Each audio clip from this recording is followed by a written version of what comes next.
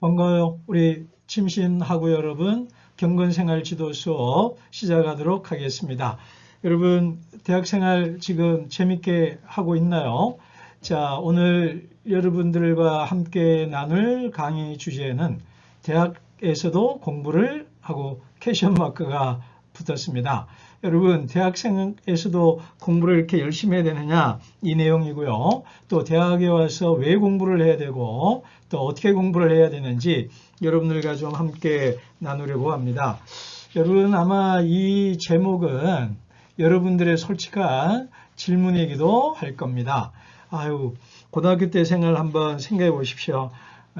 정말 힘들게 또 고생하면서 공부 많이 했죠. 그죠? 근데 대학교 와서 또 공부해야 돼? 이런 질문이 여러분들에게 있을 것 같습니다. 게다가 우리나라는 뭐 최근에 뭐 4세고시, 7세고시라는 말까지 등장했죠. 그러니까 초등학교부터 대학 입학을 위해서 그거를 인생의 목적인 양 삼아서 정말 열심히 달려왔는데 대학에 와서도 또 공부. 아유, 너무 힘들어요. 지쳐요. 이제 대학 되었으면 조금 놀면 안 돼요? 뭐 이런 여러분 그런 생각이 당연히 들 겁니다. 그동안 지쳤고 힘들었잖아요. 그리고 돌아보면 좀 의미 없는 그냥 공부였지 않았나 이런 그런 아쉬움도 있긴 하죠. 그러면서 한편으로 아유, 고등학교 생활에서 본다면 너무 고생했고 힘들었고 지쳤고 지겹고 그렇단 말이에요. 뿐만 아니라 우리 학교가 신학대학이잖아요. 제가 예전에 여러분에게 얘기했던 것처럼 우리 학교의 특성은 대학이라는 특성과 교회라는 특성 이 두 가지를 동시에 갖고 있다 그랬잖아요. 그러니까 신앙생활 열심히 하면 되는 거 아니냐 이거예요. 성경 열심히 읽고 기도하고 예배하고 그런 것만 잘하면 되는 거 아니에요? 라는 질문도 여러분 할 것 같습니다. 그러나 이제 미리 답을 드렸죠. 우리 학교는 교회이자 대학이라기 때문에 신앙생활과 공부를 동전의 양면처럼 그죠? 앞뒷면과 같습니다. 함께 가야 되는 거죠.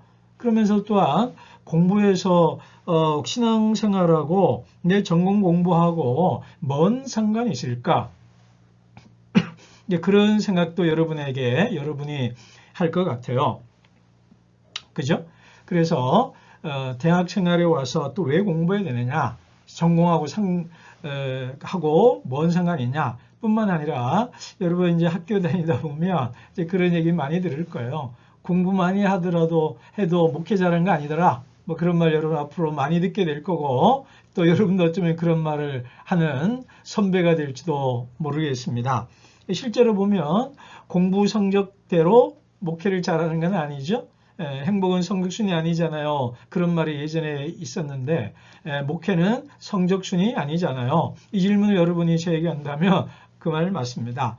그 말 맞습니다. 그러나 대학 생활에 공부하지 않은 목사가 목회하면서 성경과 신학에 대해서 무지한 책 가르친다는 것은 우리 하나님 앞에서 큰 잘못을 범하는 거겠죠. 그래서 제가 여러분들에게 오늘 말씀드리려는 것은 왜 공부를 해야 되고 어떻게 해야 되는지 그 얘기를 여러분들에게 하려는 겁니다. 고등학교 때는 목적이 분명히 있었잖아요. 시험 봐서 성적 잘 받고 입시를 잘하기 위해서 그리고 누군가가 공부하라고 강요했고 또 그것이 정해져 있었단 말입니다. 근데 대학생활에 오니까 자유와 자율이 있었다고요. 그래서 누구라도 공부하라고 강하게 푸시하지도 않고요. 내가 선택해야 되죠. 그래서 대학은 자유롭기 때문에 공부를 손을 놓기도 쉬운 곳이 우리 대학 생활이기도 합니다. 그렇기 때문에 저는 여러분들에게 100권의 책, 10명의 친구, 1분의 멘토, 111입니다. 근데 더 발음하기 위해서는 110백이라고 그래요. 그런데 중요성을 뒤로 보내기 위해서 100권의 책부터 여러분들에게 얘기를 하려고 합니다. 그래서 오늘 여러분들에게 얘기할 가장 중요한 포인트는 대학 공부는 학점, 성적 이걸 얻기 위한 기술이 아니라 하나님 앞에서 우리가 어떤 사역자, 목회자로 설 거냐 라고 했을 때 생각하고 분별하고 사랑으로 섬기는 그런 지적 훈련을 하는 시간이 되어야 한다라는 것입니다. 여러분, 우리나라에 많은 대학 전공들이 있고 또 수많은 직업들이 있습니다. 그런데요, 취업을 할 때 학점을 묻지 않는, 제가 보기에 유일한데 아닐 수도 있습니다만은, 학점을 요구하지 않고 그냥 졸업장만 요구하는 유일한 전공 학과가 있다면 단언컨대 우리 신학과입니다. 전도사 시치 받을 때, 목사 안수 받을 때 우리 신학교 졸업장만 요구를 하지, 과목을 뭘 들었고 몇 학점이 나왔는지, 성적이 4.0 이상이어야 된다, 이하면 안 된다, 3.5 넘어야 된다, 이런 기준이 없어요. 그러니까 여러분 해서 취업할 때 성적이 필요합니다. 점수 요구합니다. 하지만 목사 안수 받을 때는 학점을 묻지 않습니다. 성적을 묻지 않습니다. 그 말은 우리가 신학교에 와서 공부하는 이유는 목사 안수 받을 때에 목회 사역할 때 학점으로 하는 게 아니기 때문에 우리는 요구하지를 않습니다. 하나님 앞에 정직하게 지적인 훈련이 되어 있고 인격적 훈련이 되어 있는지, 하나님의 말씀을 잘 연구하고 또 묵상하고 그것을 잘 소화하고 그것을 잘 전달하고 성도들을 잘 돌보는 사람이 되라는 것이지, 그게 어떻게 점수를 매길 수 있겠습니까? 그래서 목사 안수 때는 요구하지 않는 거예요. 물론 교수들은 미안하게도 여러분들의 학점을 매깁니다. 자, 어찌됐든 고등학교와 달리 대학에서는 다른 관점에서 우리는 공부를 해야 한다라는 것입니다. 그래서 오늘 여러분들에게 왜 공부해야 되는지, 그죠? 자, 그래서 우리가 학점 받는 기술이 아니라 지적인 훈련을 하는 곳이다. 그런 얘기를 여러분들에게 했고요. 그 다음 뒷얘기 좀 하고요. 그 다음 제가 아까 했던 얘기가 바로 이거죠. 자, 고등학교 때 공부와 대학 때 공부의 차이점을 좀 한번 우리가 비교해 보면 어떨까요? 여러분, 우리 고등학교 때 공부는 그냥 정답이죠? 우리 시험 볼 때 휴지 왜 줍니까? 문제 잘 풀으라고. 그죠? 문제 잘 풀으라면서 뭐예요? 포크도 주죠? 잘 찍으라고. 그러니까 고등학교 때 공부는 정해진 범위 안에서 정답을 찾는 노력입니다. 근데 대학에서 공부는요, 내가 문제를 내야 되는 거예요. 뭐가 문제인지 스스로 찾아야 되는 거예요. 내가 왜 신학을 해야 되고, 이 세상을 어떻게 돌아가고, 하나님의 뜻은 무엇이고, 성도들에게 어떤 질문을 던질 거고. 그러니까 우리 스스로 시험 문제를 내야 되는 거예요. 그리고 자기만의 시험 문제를 가지고 자기만의 방식으로 4년 동안 그 정답을 찾아가는 과정이 우리 학교 4년 생활입니다. 여러분, 하나님 앞에서 우리 다윗처럼 뜻을 세워야 되는 거예요. 나는 어떤 목회자가 될 것인가? 하나님 앞에서 어떤 목회자가 될 것인가? 성도들 앞에서 나는 어떤 목회자가 될 것인가? 하나님 앞에서 나는 내 자신에게 떳떳한, 하나님이 원하는 목회자로서 내가 내 자신 앞에 떳떳할 수 있는가? 그런 하나님과 이웃과 나라는 삼중적 관계 속에서 내 스스로 질문을 던져야 되는 거예요. 그리고 그 질문, 그 화두를 붙잡고 여러분 나아가야 되는 겁니다. 그렇기 때문에 전에는 정답이 있었어요. 정답이 있었죠? 그죠? OX, 사지선다, 오지선다 했단 말이에요. 근데 지금은요, 여러분이 질문을 만들었잖아요. 여러분이 질문을 세우고 던졌잖아요. 그러니 그것이 정답인지 여부는 스스로 찾아가야 되는 거예요. 그러니 1학년 때 얻은 답이 이게 진짜 정답인가? 2학년 때, 3학년 때, 4학년 때 갈수록 심화되고 성숙돼야 되겠죠? 그러면서 왜 이게 내게 하나님 앞에서 이게 정답인가? 이런 생각을 계속 해야 되는 거예요. 예전엔 또 암기 위주였잖아요. 근데 지금은 어떻습니까? 이해할 수 있어야 되거든요. 그러니까 하나의 서사로 하나의 파노라마처럼 자기 나름대로 처음부터 끝까지 그 흐름을 파악해내야 되는 겁니다. 움켜잡아야 되는 거예요. 그러니 문제를 찾아내고 그 문제를 어떻게 풀고 어떻게 해결하고 대안을 제시할 것인가, 이런 것들을 우리 스스로 만들어내야 되는 거예요. 전에는 일관된 얘기가 뭐예요? 전에는 남이 세운 질문을 가지고 내가 답을 찾아갔다면 이제 내가 던진 질문을 내가 찾아가야 되는 거예요. 하나님이 우리에게 주신 이 대학생활 4년 동안에 우리가 해야 될 것이 바로 그겁니다. 그리고 마가복음 12장 30절에 네 마음을 다하고 목숨을 다하고 뜻을 다하고 힘을 다하여 주 너희 하나님을 사랑하라. 그 말씀하시잖아요. 여기서 이 마음은 바로 이 지적인 영역을 뜻합니다. 그렇기 때문에 우리가 지적인 것도 하나님을 사랑하고 하나님을 섬기는 데에 들여줄 수 있는 거예요. 하나님께서 우리 인간을 생각하는 인간, 지적인 인간, 언어로 말을 소통하는 존재로 창조하셨고 빚으셨기 때문에 우리는 지적인 것, 생각하는 능력을 통해서 말을 통해서 다른 사람들을 세우고 주님께로 이끌고 또 성장시키게 하는 일로 부름받았습니다. 그렇기 때문에 우리 모두는 하나님을 예배하는 사람이면서도 삶에 있어서 세상과 구별된 거룩한 삶을 살아야 될 뿐만 아니라 지적인 사람이 되어야 되는 거예요. 무슨 말이냐?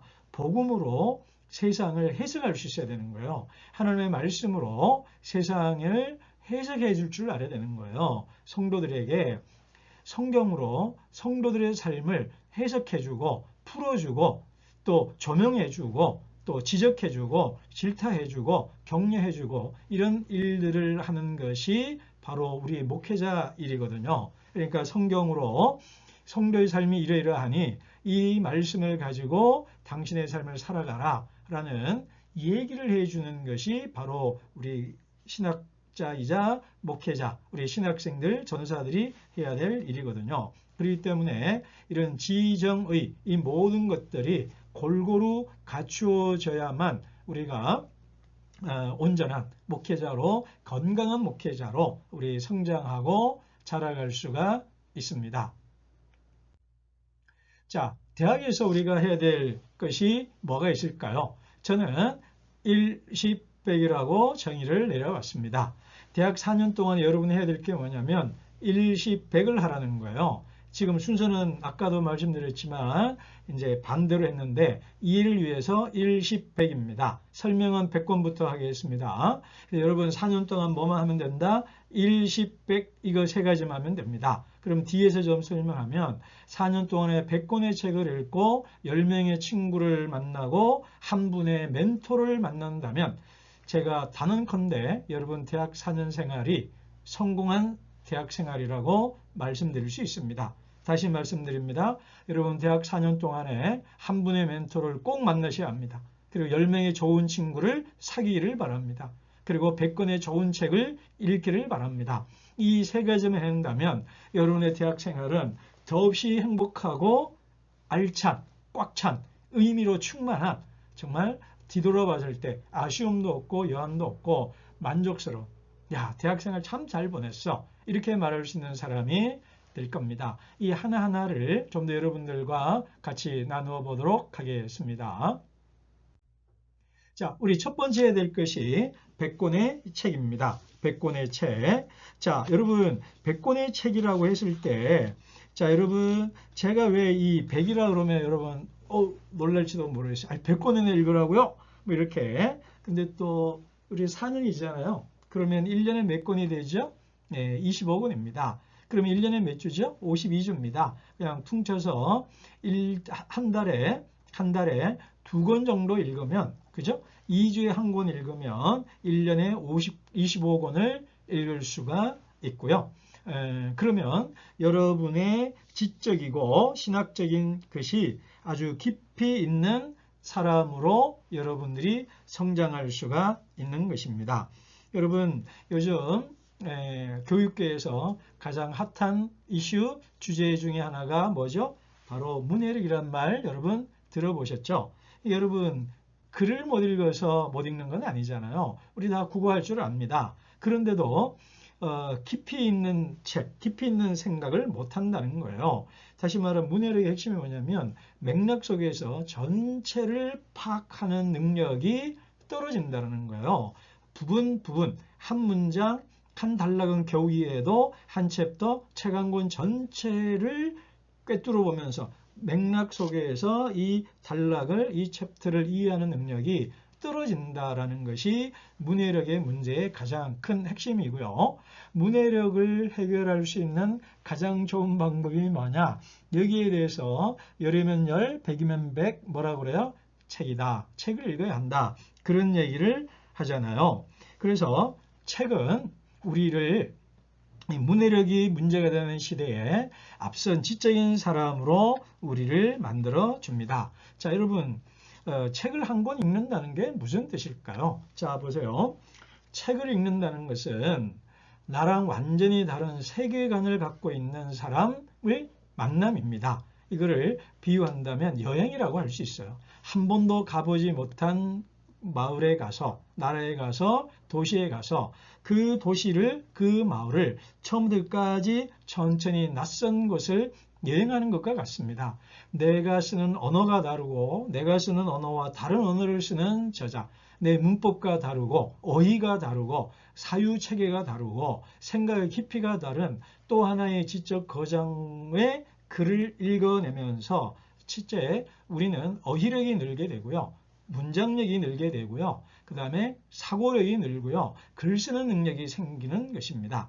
그리고 나와 다른 생각을 갖고 있는 사람의 생각에 내가 몰입해서 읽는 것을 통해서 나와 다른 타인의 세계, 타자의 세계를 만나게 되고, 그래서 그 세계와의 만남 속에서 내 지평이 넓어지는 거예요. 내 생각이 넓어지고 또 깊어지는 거예요. 그래서 책은 나를 좁은 세상에서 더 넓은 광활한 세상으로 우리를 데리고 나가는 거고요. 내가 알지 못했고 보지 못한 것을 보게 하는, 그래서 내가 못 본 것을 보게 하고 생각을 더 깊게 해주는 그런 것입니다. 특별히 우리 시대의 또 학생들, 또 초중고 학생들도 마찬가지인데요. 이 어휘력이 짧다고 그러잖아요. 같은 단어만 쓰고 문장으로 말을 안 해요. 단어로 말을 하더라고요. 중간에 끊어먹어요. 이게 무슨 말이냐면 자기 언어가 없다는 거예요. 처음부터 끝까지 말할 줄 모른다는 것은 사고 체계가 없다는 것이고 논리력이 없다는 거예요. 그리고 자기 언어가 없다는 겁니다. 우리 목회자들은요, 성도들에게 하나님의 말씀을 내 언어로 내가 만난 하나님을 전하는 거예요. 내가 만난 하나님을 전하는 겁니다. 하나님은 나를 통해서 역사하기 위해서 우리를 목회자로 불렀는데, 내가 만난 하나님을 나의 언어와 나의 문법과 나의 논리와 나의 세계관으로 하나님을 잘 전달하는 훈련을 해야 되는 것입니다. 그렇기 때문에 우리가 대학 4년 동안에 읽어야 될 책은 신학은 필수입니다. 이건 뭐 말하지 않아도 되겠죠. 그렇지만 성경 신학책을 읽기 위해서는 그만큼 성경을 많이 읽으셔야 돼요. 여러분 와서 공통적으로 느끼는 것 중에 하나가 신학교 왔더니 성경 읽을 시간 없어요. 이런 말 하고 또 듣게 될 겁니다. 그러니 개인적으로 성경 연일에 게을리하지 마시고요. 성경을 많이 읽고 큐티, 묵상도 열심히 하셔야 돼요. 그리고 전공 서적을 많이 읽어서, 그죠? 우리 분야의 기초 체력을 다루어야 됩니다. 여러분, 전공 서적은 아무래도 좀 딱딱하죠? 어렵죠? 책 부피도 뭐 200쪽짜리도 좀 있긴 하지만 뭐 300페이지, 500페이지짜리 책도 꽤 많습니다. 그런 책을 보면 뭐 이제 1학년이라든지 신학 언어 듣다 보면 뭐 새로운 단어, 이상한 단어, 뭐 딱딱한 문장 뭐 이런 것들이 많이 나올 거예요. 어려운 단어들이. 이제 그런 걸 통해서 우리 근육을 만드는 거예요. 생각의 근육을 키우는 작업을 하게 될 겁니다. 그런데 우리 신학생들이요, 성경과 신앙서적과 신학책만 읽으면 조금은 좁은 시선이 있습니다. 오늘날 같이 다원적이고 다양한 사람들, 교회 안에서도 다양한 직업과 또 다양한 일을 하는 사람들과 만나서 우리가 그 많은 사람들을 대화하고 케어하는 일을 할 터인데, 그들을 보기 위해서는 성경과 신학책 이외에 고전과 문학이나 문사철, 역사나 사회나 문화나 철학 같은 다양한 책을 여러분 읽어야만 우리가 그들과 대화할 수 있고요. 그들을 인도할 수가 있고 가르칠 수가 있는 거예요. 그래서 고전을 왜 읽어야 되냐?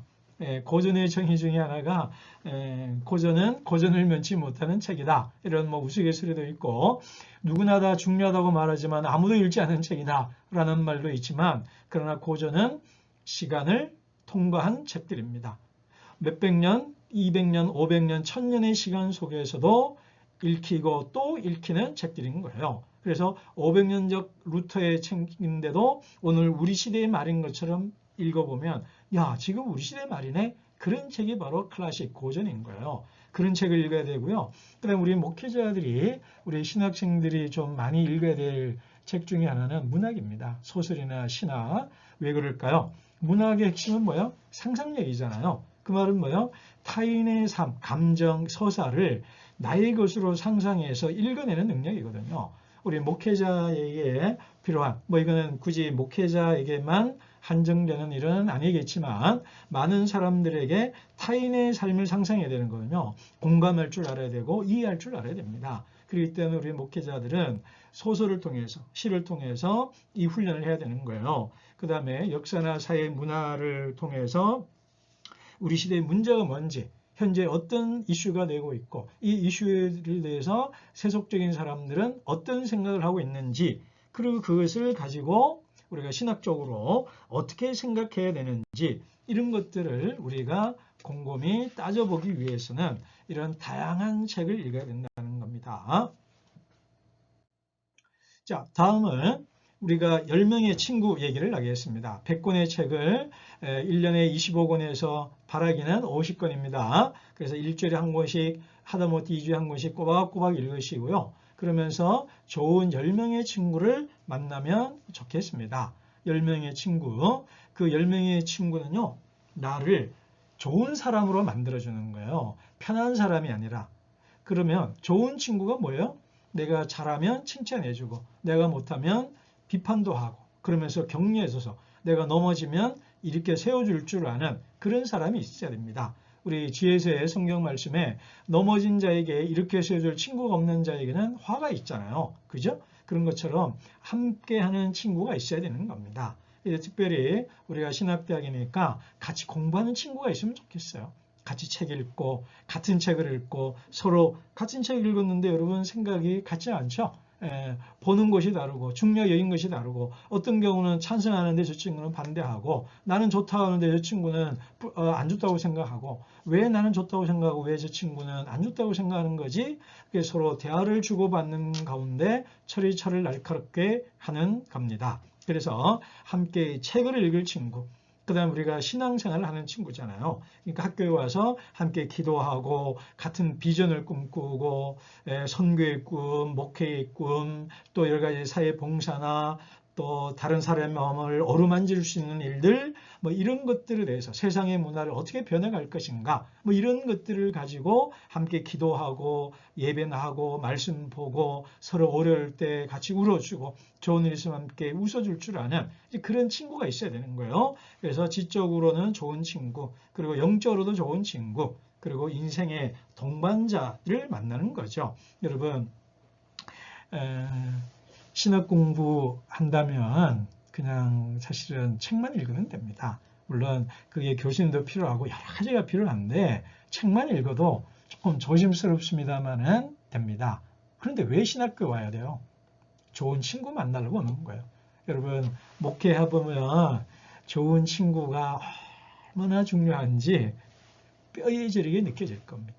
그래서 4년 동안 공부도 열심히 해야 되지만 좋은 친구 많이 만나면 그게 엄청난 목회 자산이에요. 그리고 여러분, 목회는 사람 사역이잖아요. 대학생활 다니면서 우리 신학교에서 좋은 친구를 많이 사귀는 사람이 교회 가서도 사람들과 잘 사귈 수 있는 사람인 겁니다. 그러니까 자, 목회할 때 친구의 중요성도 있고 지금도 그렇고 대학 4년을 잘 보내기 위해서라도 좋은 친구를 꼭 만나면 좋겠습니다. 그리고 여러분이 좋은 친구가 되기를 바랍니다. 내게 좋은 친구를 찾지만 나도 남에게 좋은 친구가 되어주는 우리 여러분 되기를 바랍니다. 자, 여러분 다니엘과 세 친구 아시죠? 다니엘과 하나냐, 미사엘, 아사랴, 그죠? 이 세 친구의 특징이 뭔가요? 바로 이 세 친구가 함께 뜻을 정하죠. 그죠?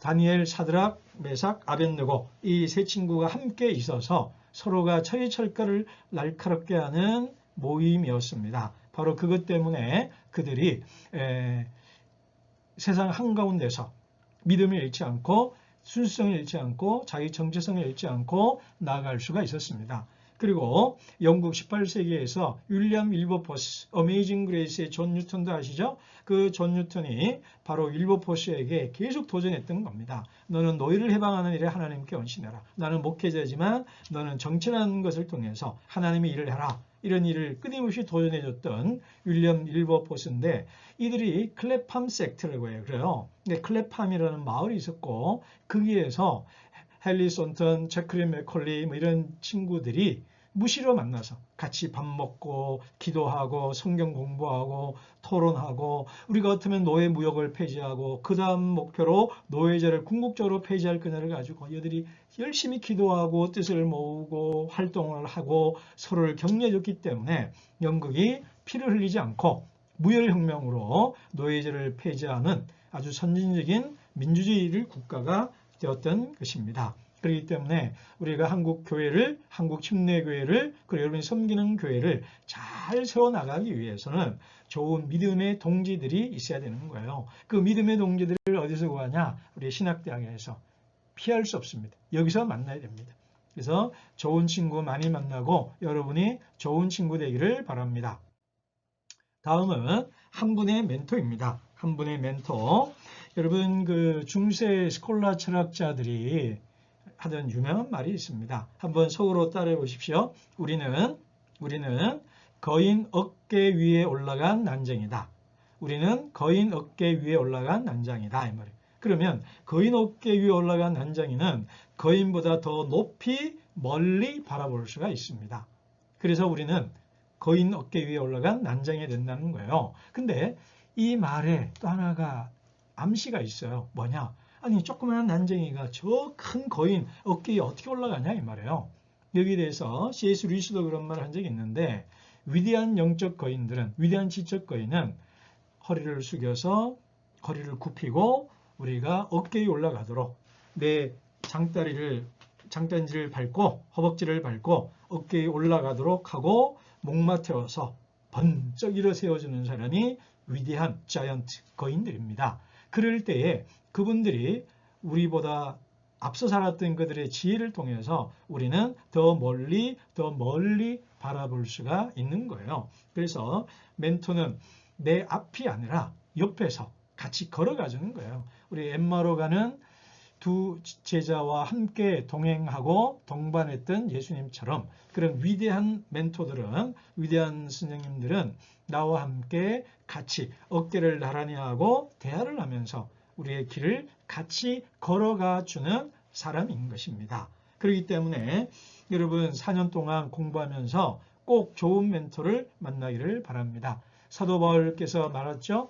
1만 스승이 시대에 1만 스승이 있으나 한 아비가 없다. 그런 말을 했는데 다시 한번 말씀드리지만 우리 시대는 한 스승을 만나기도 어려운 시대입니다. 그렇기 때문에 저는 여러분들에게 책을 통해서 멘토를 만나라는 얘기를 권합니다. 그래서 다시 한번 일시백에서 배우러 가서 좋은 내 멘토가 될 만한 영적인, 목회적인, 신앙적인, 학문적인 권위가 있는 멘토를 책을 전작독서, 그분의 전체 작품을 다 읽어내는 전작독서하기를 권하고요. 그러나 우리 학교에 정말 좋은 멘토가 될 교수님들이 여러분을 환영하고 기다리고 있습니다. 그들에게 지금 멘토들에게 물을 수 있는 질문들이 있죠. 이게 하나의 예시문입니다. 그 외에도 여러분들 물어볼 것이 참 많을 겁니다. 그를 통해서 교수님들과 개인적인 1:1 인격적 관계를 통해서 여러분이 깊이 그리고 높이 성장하고 뿌리 내려가는 하나님의 사람이 되면 좋겠습니다. 자, 그래서 우리 신학 공부는 자격증 취득하는 것이 아니죠. 그죠? 하나님과 교회와 세상을 섬기기 위해서 우리 성경신학, 조지신학, 역사신학, 실천신학, 기독교 철학이나 윤리학, 교육, 기독교 교육학, 이런 모든 분야를 열심히 공부해야 되는 겁니다. 이것은 콜링, 하나님의 소명입니다. 이것 또한 하나님의 소명이라는 것을 기억하시고 하나님에게 순종하는 우리 모두가 되면 좋겠습니다. 다시 한번 정리하겠습니다. 대학 4년 동안 일시백만 하자 이겁니다. 그런데요, 일시백이 잘 생각해보면요, 여러분 100권의 책은 어디예요? 도서관입니다. 우리 학교 도서관 국내신학대학에서 제일 좋은 도서관입니다. 책 제일 많습니다. 시설 제일 좋습니다. 100권의 책 도서관이고요. 10명의 친구는 동아리이고요. 한 분의 멘토는 강의실입니다. 그래서 도서관, 동아리, 강의실 이 세 군데에서 좋은 책, 좋은 친구, 좋은 멘토를 만나서 여러분들의 지적이고 영적이고 인격적인 많은 면들이 성장해 가기를 바랍니다. 그리고 수업 활동지를 기억하고 LMS나 우리 담당 교수님에게 제출해 주시면 좋겠습니다. 지적인 하나님의 사람으로 부름받고 그 부름으로 이 자리에 오신 우리 신학생들 여러분, 지적인 면에 있어서 또 깊이 있고 단단하게 자라가는 여러분이 되기를 축복합니다. 감사합니다.